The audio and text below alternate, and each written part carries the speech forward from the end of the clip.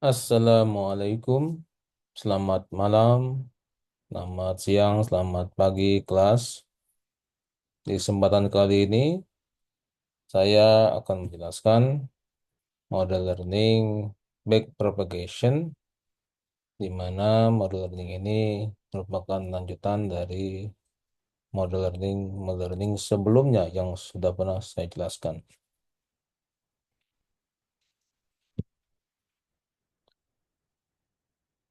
Backpropagation merupakan algoritma pembelajaran yang terawasi dan biasanya digunakan oleh perseptron dengan banyak lapisan untuk mengubah bobot-bobot yang terhubung dengan neuron-neuron yang ada pada lapisan tersembunyi.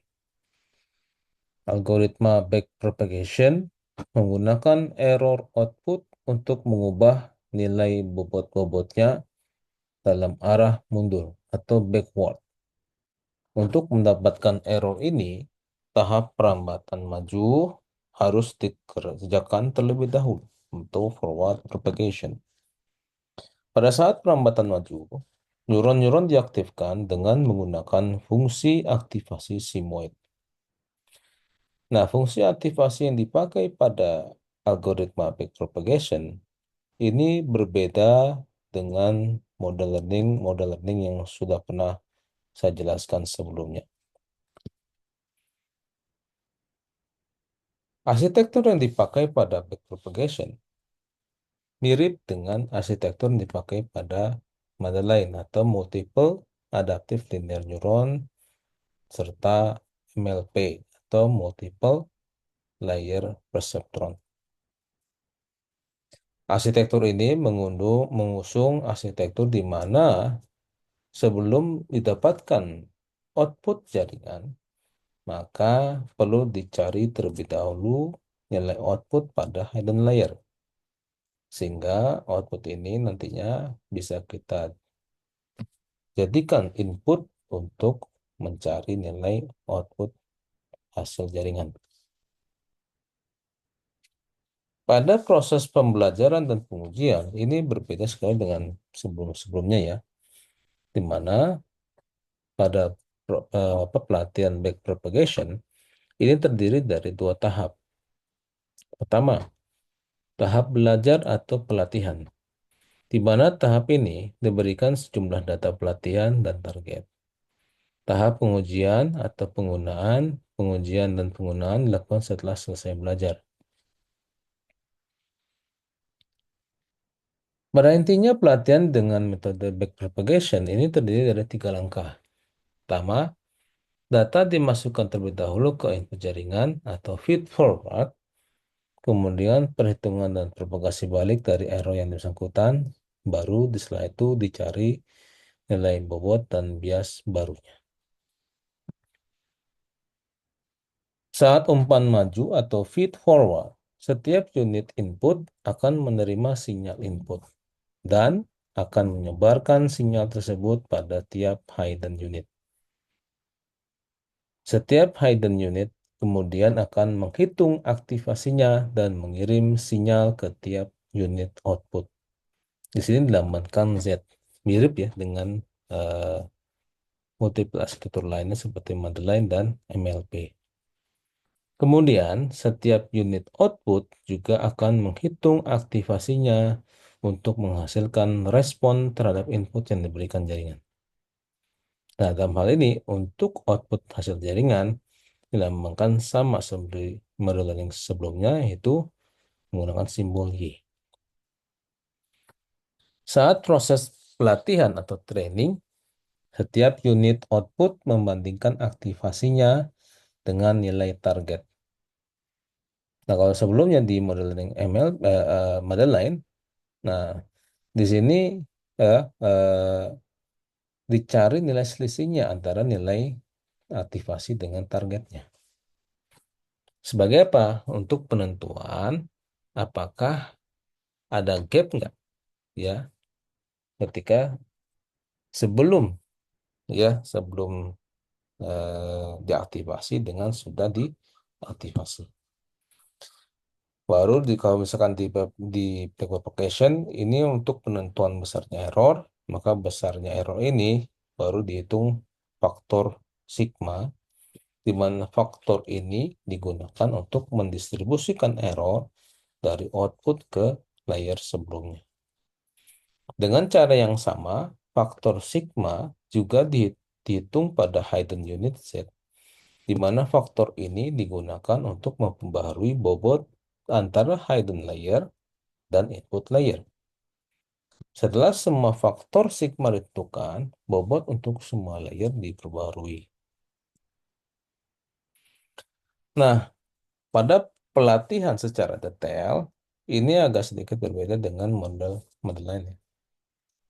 Karena kalau di sini, ya, di model learning back propagation atau algoritma back propagation, kita perlu melakukan proses pembelajaran terlebih dahulu di awal dengan dataset yang ada secara keseluruhan, baru setelah itu dihitung nilai errornya, baru didapatkan sehingga bisa ketahuan mana yang error, dan baru lakukan feed forward atau back forward, back propagation.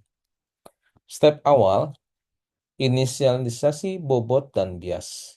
Nah, pada umumnya model learning sebelumnya, bobot dan bias awal biasanya diberikan nilai yang 0, ya. Madeline beda, ya, karena Madeline sendiri dia menggunakan bilangan acak, ya, sama seperti back propagation. Nah, bilangan acak di sini apa maksudnya? Bilangan acak di mana angka yang diberikan sekitar 0 dan 1 atau min 1. Biasanya untuk bias, kalau di sebelumnya, model yang sebelumnya, bias selalu nilai positif 1. Nah, kalau di sini, bias nilainya positif, bahkan bisa negatif. Jika stopping condition masih belum terpenuhi, ya, langkah berikutnya adalah jalankan step 2 sampai dengan 9. Di step nomor 2, untuk setiap data training, lakukan step 3 sampai dengan 8. Pada step 3, setiap unit input menerima sinyal input dan menyebarkan sinyal tersebut pada seluruh unit pada hidden layer. Perlu diketahui bahwa input yang dipakai di sini adalah input training data yang sudah diskalakan. Nah, inputnya di sini berarti sudah ditentukan di awal. Dataset apa yang mesti perlu dilatih terlebih dahulu. Setiap hidden unit akan menjumlahkan sinyal-sinyal input yang sudah berbobot termasuk biasnya. Nah, untuk mencari nilai net, ya, nilai jaringan pada hidden layer maupun ketika mau mencari nilai hasil akhir jaringan, rumus yang digunakan sebenarnya mirip dengan modeling sebelumnya. Perbedaan, ya, yang berlaku pada backpropagation adalah penentuan simbol secara umum. Nah, sebenarnya sama di sini, ya. V0 di sini sebenarnya bias. VI di sini bobot untuk setiap inputan, dan X di sini adalah input itu sendiri. Sebenarnya hampir sama cuman bedanya simbolnya aja. Nah, nanti pada saat aktivasi, baru menggunakan fungsi aktivasi yang berbeda dengan modeling sebelumnya. Nah, untuk aktivasi, ya, hidden unit, ya, di sini eh, aktivasi menggunakan fungsi aktivasi sigmoid biner. Nah, aktivasinya yang dipakai, ya, dengan rumus 1 dibagi 1 ditambah error pangkat minus hasil pencarian nilai net jaringan. Cuman kan di sini karena sebelumnya positif, ya. Nah, misalkan kalau di sini di rumus, maka dia harus dikali dengan nilai minus itu sendiri. Kalau misalkan nilainya positif, maka dia akan negatif. Kalau misalkan dia nilai hasil net jaringan itu sudah negatif, maka dia akan positif. Setiap unit output, ya output dari hasil jaringan itu akan menjumlahkan sinyal-sinyal input yang sudah berbobot termasuk biasnya dan memakai fungsi aktivasi yang ditentukan untuk menghitung sinyal output dari unit output yang bersangkutan. Jadi fungsi aktivasi dipakai juga sama ya. Nah, itu membedakan fungsi aktivasi yang dipakai. Kalau sebelumnya penonton fungsi aktivasi dipakai diwakili oleh antara dua bilangan biner dan dua bilangan bipolar. Nah, kalau di sini kita perlu mencari terlebih dahulu hasil aktivasi itulah yang nanti akan menjadi nilai hasil jaringan. Nah, bukan diwakili oleh dua bilang yang sebelumnya diterapkan di model learning sebelumnya. Nah, ketika setelah selesai mencari nilai net dan nilai aktivasi, nah baru di tahap berikutnya ya perlu ditentukan dulu nilai MSA ya di sini. Nah, nilai MSA adalah nilai mean square error di mana setiap unit output menerima suatu target yang diharapkan akan dibandingkan dengan output yang dihasilkan. Nah, faktor sigma ini nantinya akan digunakan untuk menghitung koreksi error yang nantinya akan dipakai untuk memperbarui bobot. Nah, kita perlu tahu di sini dulu ya, sebelum kita mulai masuk ke latihan adalah bagaimana penggunaan rumus dengan tepat. Hati-hati dalam menerapkan rumus di sini, karena di sini ada yang mungkin berbeda ataupun rancu ya. Seperti halnya ini. Di sini ada rumus untuk aktivasi sigmoid biner yang dipakai yaitu 1/1 tambah error pangkat minus sigma X. Atau dengan turunan dari rumus tersebut untuk sigma X-nya adalah F aksen. F aksen di sini merupakan cerminan dari nilai net yang telah dicari sebelumnya. Jadi F aksen ini atau turunan dari sigma X ini adalah hasil jaringan yang sebelumnya telah digunakan, telah dicari sebelumnya ya, nilainya. Nah, jadi ini kita perlu ketahui di sini apa rumus-rumus yang berlaku pada backpropagation. Karena di sini ditentukan step-step awal adalah melakukan umpan maju, maka perlu kita selesaikan terlebih dahulu semua dataset yang telah diberikan dengan bobot awal dan bias awal yang sudah diberikan terlebih dahulu. Beda hal kalau Madeline dengan uh, Madeline, Perceptron, dan model yang sebelumnya ya. Ketika kita misalkan melakukan pelatihan, training dan learning gitu ya, maka kita harus lakukan training learning per baris per setiap dataset. Nah, sedangkan untuk backpropagation, kita mesti lakukan training learning untuk semua dataset terlebih dahulu dengan menggunakan umpan maju, baru didapat hasil outputnya dan didapatkan nilai errornya, ya, baru di situ baru mulai lakukan progres uh, pelatihan balik ya, gitu ya. Nah, rumus delta yang dipakai juga di sini beda ya untuk mencari bobot baru ya. Rumus untuk delta bobot di sini dia ya pengkalian antara laju pemahaman dikali sigma dikali nilai aktivasi dari hidden layer. Jadi bukan inputan awal ya, tapi hidden layer dipakai. Dan untuk bias ini tanpa dikali dengan inputan hidden layer. Nah, pada step 7 ya baru dilakukan proses umpan maju atau feed forward, ini dia perlu menjumlahkan input delta yang dikirim dari layer pada step 6 yang sudah berbobot, sudah mendapatkan bobot barunya. Ya. Di mana rumusnya sebenarnya secara general sebenarnya mirip dengan model learning model sebelumnya. Cuman perbedaannya pada penggunaan simbol, ya, dan di sini eh, pengertiannya ya. Nah, kok jangan salah ya, untuk sigma di sini merupakan input yang tadi sudah kita cari. Nah, input ini ya. Inputnya itu adalah sigma di setiap selisih antara target dengan hasil jaringan.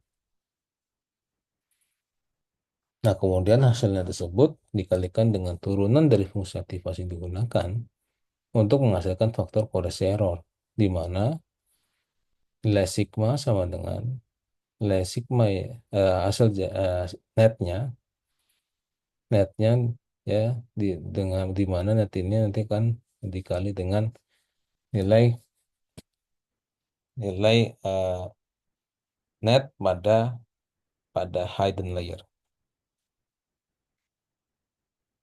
Faktor sigma ini digunakan untuk menghitung koreksi error, di mana dilambangkan dengan delta V, yang nantinya akan dipakai untuk mempengaruhi nilai inputan V itu sendiri, di mana atau bobot V itu sendiri, di mana delta V-nya itu sama dengan laju dikali sigma dikali input awal.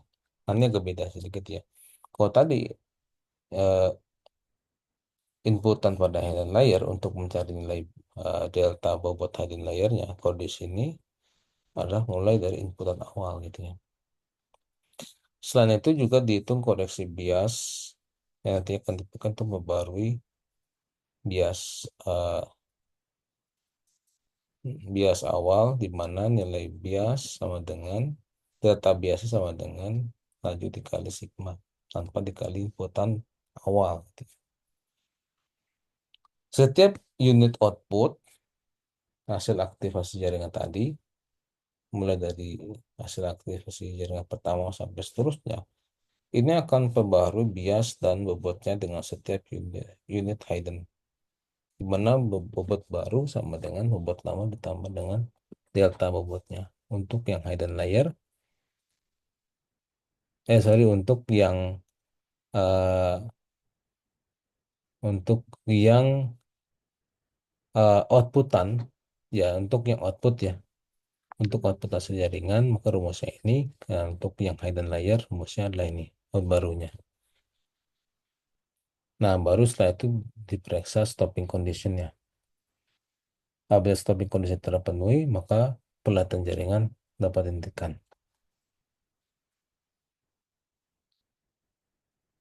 Nah, kita perlu tahu terlebih dahulu bagaimana penentuan stopping condition tersebut. Nah, di sini terdapat dua cara yang bisa digunakan, yaitu pertama dengan membatasi iterasi yang ingin dilakukan.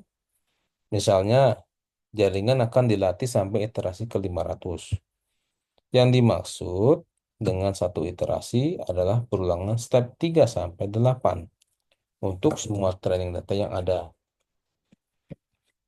Nah, stopping condition yang berikutnya adalah dengan membatasi error. Misalnya, dalam penentuan besar MSE atau mean square error antara output yang dikehendaki dengan output yang dihasilkan jaringan. Nah, rumus MSE, jika terdapat sebanyak M training data, maka untuk menghitung MSE digunakan persamaan setengah dikali selisih antara target dengan output hasil jaringan pangkat 2. Ini untuk setiap dataset yang ada gitu ya. Setelah pelatihan selesai, backpropagation dianggap telah pintar, sehingga apabila jaringan diberi input tertentu, jaringan akan menghasilkan output seperti yang diharapkan. Cara mendapatkan output tersebut adalah dengan mengimplementasikan metode backpropagation yang sama seperti proses belajar, tapi hanya bagian umpan majunya saja, yaitu dengan langkah-langkah sebagai berikut. Step 0, inisialisasi bobot sesuai dengan bobot yang telah dihasilkan pada proses pelatihan di atas. Untuk setiap input, lakukan step 2 sampai 4. Nah, untuk step 2, setiap input yang diberikan diskalakan skala bilangan dalam fungsi aktivasi seperti yang dilakukan pada proses pelatihan di atas. Nah, rumusnya seperti ini. Untuk J mulai dari 1 sampai P, maka cara mencari netnya adalah rumusnya sama bias awal ditambah dengan penjumlahan kalian antara inputan dengan bobot masing-masing. Nah, aktivasi yang dipakai juga sama ya, dengan menggunakan fungsi aktivasi sigmoid biner. Nah, sedangkan untuk step 4, untuk mencari hasil jaringan, rumusnya juga sama, bobot bias ditambah dengan penjumlahan penggalian antara inputan pada harian yang didapatkan sebelumnya dikali dengan bobot masing-masing. Nah, kan, dan dijumlah dengan pengkalian antara inputan dengan bobot masing-masing tersebut.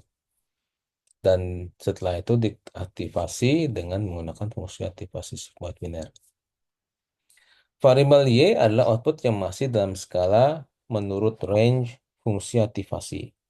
Untuk mendapatkan nilai output yang sesungguhnya, nilai output harus dikembalikan seperti semula.